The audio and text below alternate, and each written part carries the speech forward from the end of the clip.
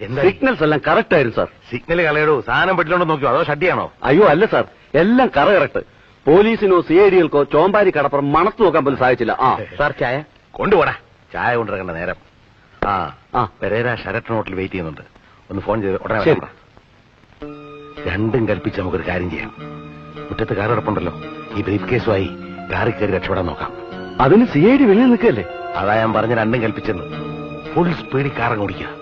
അല്ലാതെ ഇതുമായി ഇനി ഇവിടെ നിൽക്കുന്നത് വളരെ ആപത്താ. അത് ശരിയാ. ഇവിടെ നമുക്ക് രക്ഷപ്പെടാൻ കഴിഞ്ഞാൽ നേരെ സെന്റ് തോമസ് മണ്ണിലേക്ക് പോകാം. ആളൊഴിഞ്ഞ സ്ഥലമാണല്ലോ. പെരേരയോട് അവിടെ എത്താൻ പറയാം.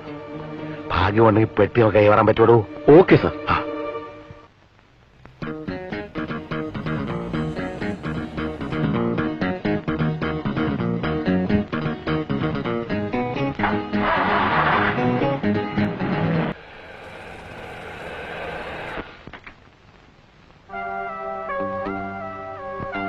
Hello mister Pereira, how are U?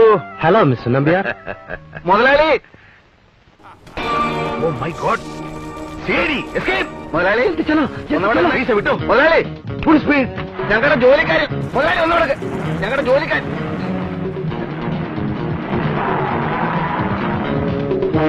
ഒരിടത്തും രക്ഷയില്ല.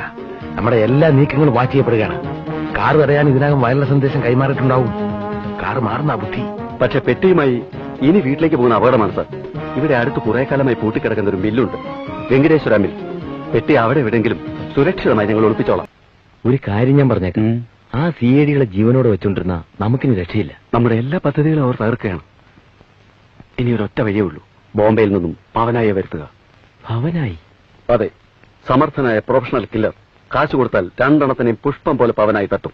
ഒരു തെളിവും കാണില്ല. സാറിനോട് പറഞ്ഞ് എത്രയും പെട്ടെന്ന് നമുക്ക് അയാളെ വരുത്തണം. പവനായി വന്നേ പറ്റൂ.